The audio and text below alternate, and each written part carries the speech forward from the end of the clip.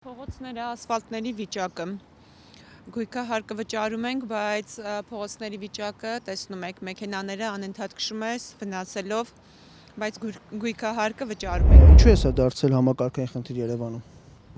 Մյուս լավ, եթե տենց է, սա հետևանք է։ Ասֆալտը վատ կառավարման եւ կոռուպցիայի հետևանք է։ Որտեղ ես չեմ կարծում, որ քաղաքապետը իրականում եւ քաղաքապետի տեղակալ կլինի, չգիտեմ, այդ տենդերները, բայց եթե չեմ սխալվում, տենդերները նույն մարդիկ են կազմակերպում, որ հայտնի են նրանով, որ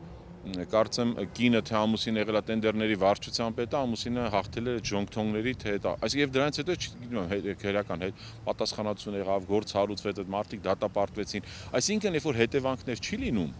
այդտեղ առաջանում է կարևոր երկրորդը բնակչությունը սկսում է չվստահել։ Եթե հիմա ավտոբուսի մի հարցում տենդեր խնդրեմա, մայթի հարցում խնդրեմա, տոմետը տեսնում եք ակտիվ քաղաքացիների իմ նշած այդ բլոգերները, տոմետը խնդրեմա, կանաչապատումը խնդրեմա, ամենտեղ կոռուպցիա, չեք մտածում, որ ասֆալտում կոռուպցիա չի լինելու։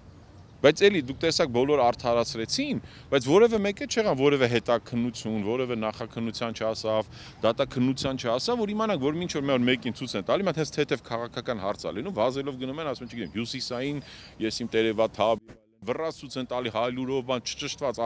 խախտելով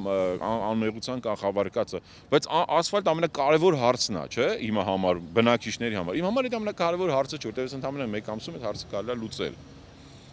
Բայց ովքեր են կազմակերպում այդ տենդերները, ովքեր են հաղթում այդ տենդերները, ովքեր են վերահսկում եւ ովքեր են անում։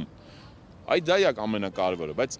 ելի եմ ասում, ասֆալտը վերաբերվում միայն այն մարդկանց, դա Երևանի ընդամենը 30%-ն է, որ մեքենա ունի, բայց մնացած 70%-ը մեքենա չունի, բայց մենք օգտվում ենք հասարակական տրանսպորտից կամ ինչ-որ մի բանից, բայց ինչ անեն այդ մարդիկ։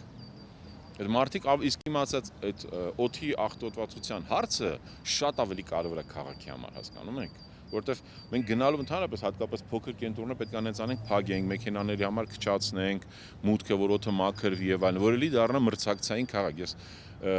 հենց այդ ռազմավարական master plan-ում նաեւ առանձին մրցակցային քաղաք անում, գլուխ պետք է լինի, որ մենք հասկանանք, օրինակ ինչն է Երևանը դարձնում Երևան։ Բայց դա էլի պետք է անենք այդ ակտիվ քաղաքացիների հետ։ Էլի դա պետք է անենք